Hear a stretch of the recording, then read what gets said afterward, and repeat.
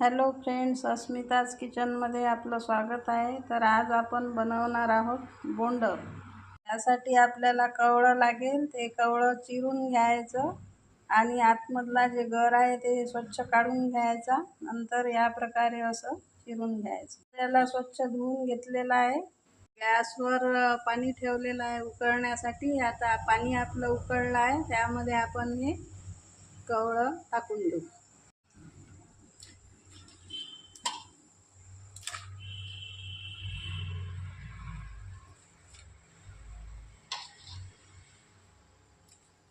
तर बघा, हे आपले कवळे उकळलेले आहे आणि याच्यामधलं पाणी आपण काढून घेतलेलं आहे।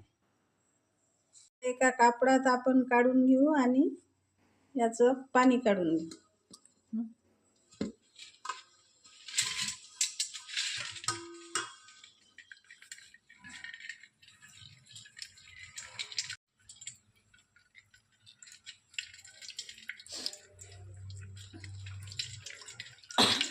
असं त्याला गोल गोल फिरून त्याचं जेवढं त्याच्यामध्ये पाणी आहे ते काढून घ्यायचं। बघा, याच्यातलं पाणी पूर्णपणे निघालेलं आहे।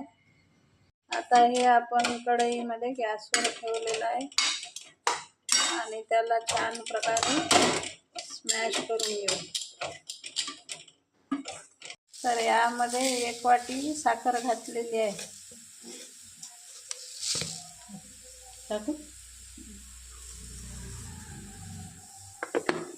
हे आपण छान मिक्स होऊ देऊ। आता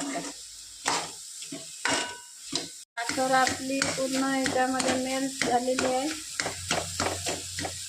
आपण यामध्ये गव्हाचं पीठ टाकणार आहोत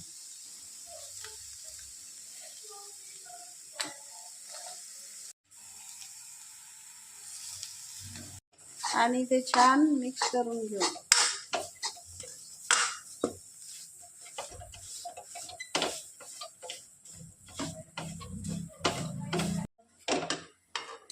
सकाळी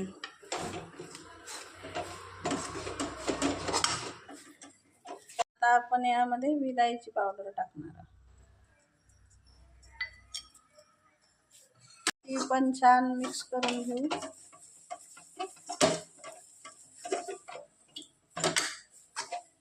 तर बघा, हे असं झालेलं आहे। हे आपण कढईमधून काढून घेतलेलं आहे। आता आपण याचे बोंड तळणार आहोत। तर हे मिश्रण आपलं थंड झालेलं आहे। तर आपण याचे आता बोंड तळून घेऊ। कढईत आपण तेल गरम करून घेतलेलं आहे। आता आपण त्याच्यामध्ये बोंड तळून घेऊ।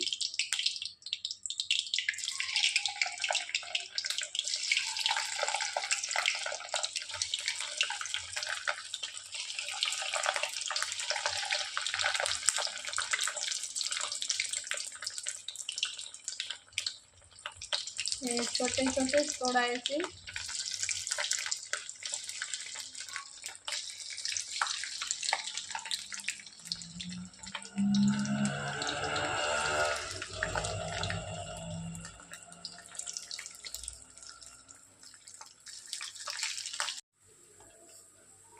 याला आधी एक साइड होऊ द्यायचं, नंतर दुसरीकडून तळून घ्यायचं।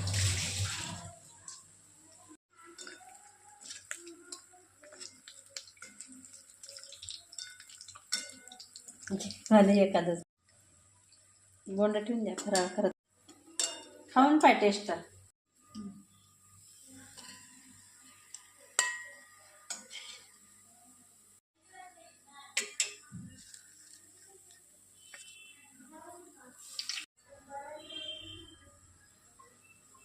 कोणते आले काही ना काही असले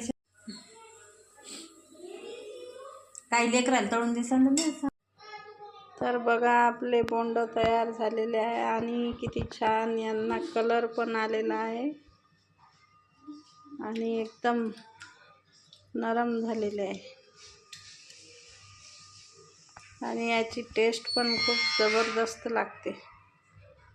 वेळ नक्की ट्राय करून बघा आणि रेसिपी आवडल्यास माझ्या चॅनलला नक्की सबस्क्राईब करा। धन्यवाद।